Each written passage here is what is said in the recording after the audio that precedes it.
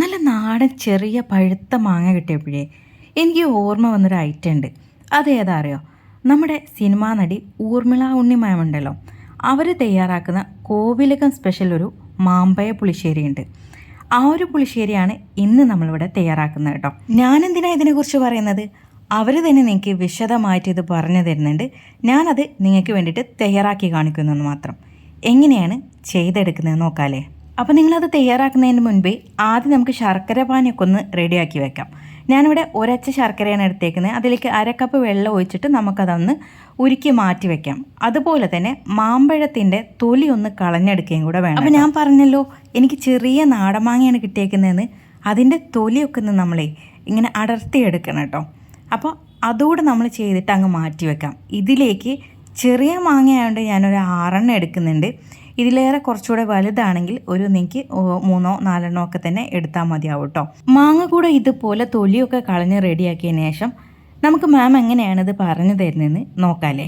ഇനി കോവിലകങ്ങളിലത്തെ മാമ്പഴ പുളിശ്ശേരി പറയാം.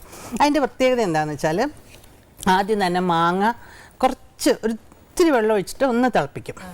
പഴുത്ത മാങ്ങ അങ്ങനെ തൊലി കളഞ്ഞിട്ടിട്ട് ഇച്ചിരി വെള്ളം ഒഴിച്ചിട്ട് ഒന്ന് തിളപ്പിക്കും. ഒന്ന് നന്നായിട്ടൊന്ന് തിളയ്ക്കുമ്പോൾ ഒരു ചെറിയ വേവ് പോലെ അതിനകത്ത് വരും. അതിനകത്തേക്ക് നല്ലപോലെ ശർക്കരപ്പാനി അങ്ങോട്ട് ഒഴിക്കും. ശർക്കരപ്പാനിയും ഈ മാങ്ങയും കൂടി ഇങ്ങനെ വഴണ്ട പോലെ ഇങ്ങനെ വഴറ്റി ഇങ്ങനെ എടുക്കണം.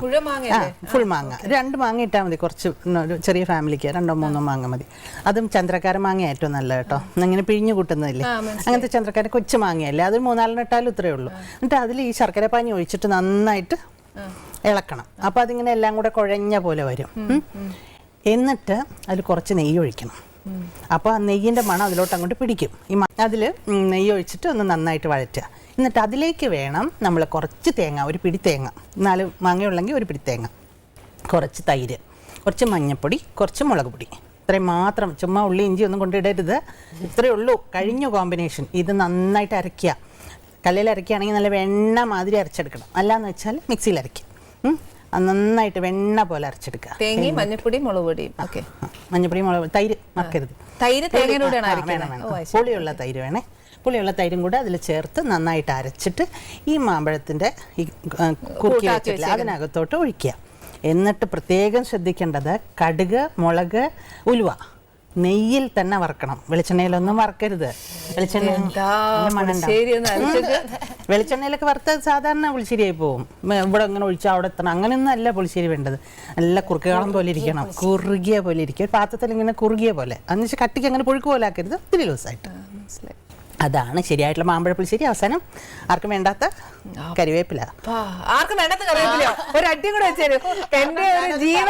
അപ്പം ഇതാണ് ആ കോവിലകം സ്പെഷ്യല് മാമ്പഴ പുളിശ്ശേരി കേട്ടോ. ഇതിൽ നമുക്ക് തൈരും അതുപോലെ ശർക്കരയൊക്കെ മാങ്ങയുടെ പുളിക്കനുസരിച്ചിട്ട് അങ്ങോട്ടും ഇങ്ങോട്ടും ചെറിയ വ്യത്യാസത്തിൽ നിങ്ങൾക്ക് ചേർത്ത് കൊടുക്കാവുന്നതേ ഉള്ളൂ കേട്ടോ. അപ്പോൾ എല്ലാവരും ട്രൈ ചെയ്ത് നോക്കുക. നല്ല അടിപൊളി ടേസ്റ്റാണ് കേട്ടോ. ഒരു വട്ടെങ്കിലും ഇതുപോലെ ഒന്ന് ട്രൈ ചെയ്ത് നോക്കുക. തീർച്ചയായിട്ടും എല്ലാവർക്കും ഇഷ്ടപ്പെടും. ഈ ഒരു വീഡിയോ നിങ്ങൾക്ക് ഇഷ്ടപ്പെടുവാണെങ്കിൽ ലൈക്ക് ചെയ്യാൻ മറക്കരുത്, ഷെയർ ചെയ്യാൻ മറക്കരുത്. അതുപോലെ തന്നെ ഈ ഒരു ചാനലിലേക്ക് ആദ്യമായിട്ട് വരുന്നവരുണ്ടാവും. അങ്ങനെ ഉള്ളവർ ചാനൽ ഫോളോ ചെയ്യാനും കൂടെ മറക്കരുത് കേട്ടോ. അപ്പോൾ എല്ലാവർക്കും താങ്ക്സ് ഫോർ വാച്ചിങ്.